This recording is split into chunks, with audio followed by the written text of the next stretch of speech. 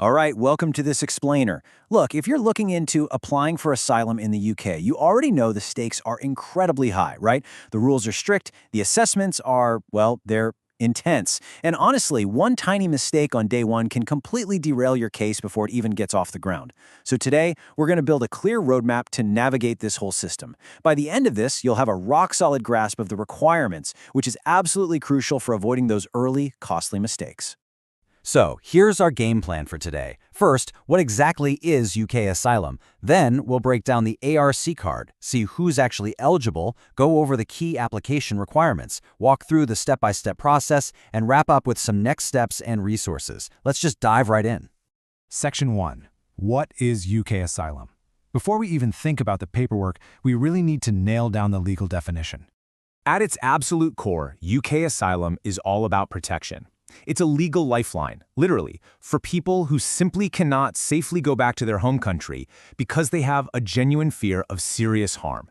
So the big takeaway here is that if your claim is accepted, you're allowed to stay legally. You get the UK's protection while your case is officially being decided. But what actually counts as serious harm? The Home Office isn't just looking at general discomfort or instability.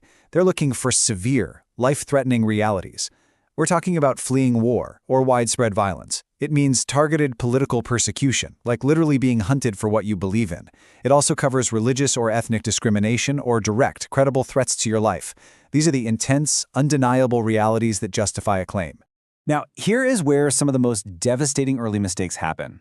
You absolutely have to separate a valid claim from an invalid one. It's kind of surprisingly common for people to mix up asylum with economic migration, but the system treats them like night and day. Asylum is strictly for protection from the severe harm we just talked about. It is definitively not a route for economic migration, getting a better house, or job hunting. If your main goal is simply finding work, well, that doesn't qualify you for asylum. The system is reserved exclusively for protection, period. All right, moving on to Section 2, the ARC card explained. Let's clear up some confusion around what is probably the most misunderstood document in this whole process. ARC stands for Application Registration Card. Once your application is officially in the system, this is the very first document you're going to get. It has your photo and identity details, lists your unique asylum reference number, and formally confirms that your case is under review. Think of it like your entry ticket. It's tangible proof that you're in the system and being processed. But, and please pay extremely close attention here, the ARC card is not a visa. It absolutely does not mean your asylum is approved.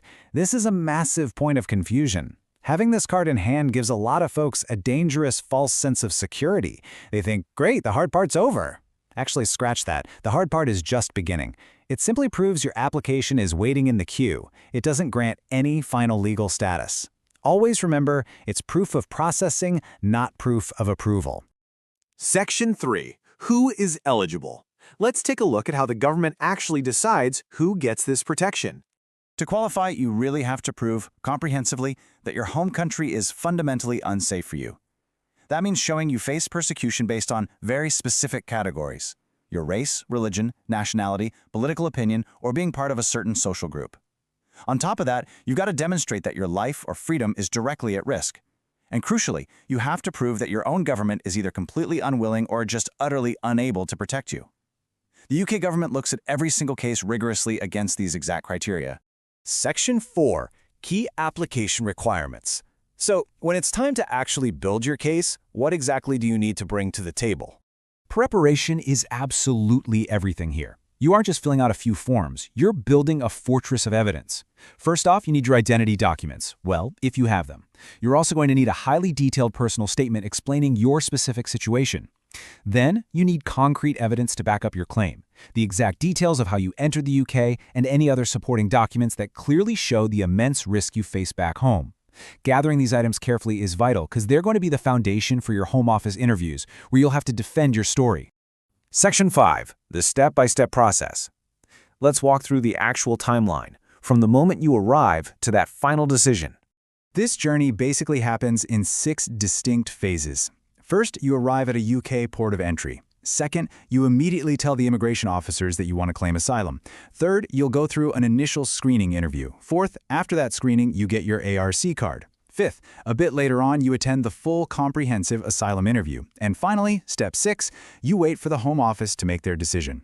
Laying it out like this really drives home that this isn't a sprint, It's a marathon that requires a ton of patience. And throughout this entire marathon, there is one golden rule: absolute honesty. Do not give false information and literally never exaggerate your situation. Keep your ARC card safe and make absolutely sure you show up to all your scheduled interviews. But really, the biggest takeaway here is that one single bench truth or exaggerated detail can collapse your entire case in a heartbeat. In this process, strict, unwavering honesty isn't just recommended, it's mandatory. All right, Section 6, Next Steps and Resources. Let's make sure you have the right tools for the road ahead. Navigating this complex system completely alone, it's incredibly difficult. For detailed, reliable travel and visa info, you'll want to reach out to the experts at Travul. You can hit up their website at www.travul.org, message them on WhatsApp at 070-540-47448, shoot an email over to hello@travul.org, or follow them on Instagram at @travulism. I highly recommend jotting this down or grabbing a screenshot right now. Having the right team in your corner is an absolute game changer. As we wrap up today's explainer, I want you to really reflect on the reality of this system. The rules are strict for sure, but they're clear. Stay informed, stay honest, and rely strictly on the facts. With a system this rigorous, one built specifically to separate the genuine claims from the rest, you have to ask yourself, is your case airtight enough to secure the protection you need? Empowering yourself with this knowledge is your best first step. Thanks so much for hanging out and learning with me today, and I'll see you in the next explainer.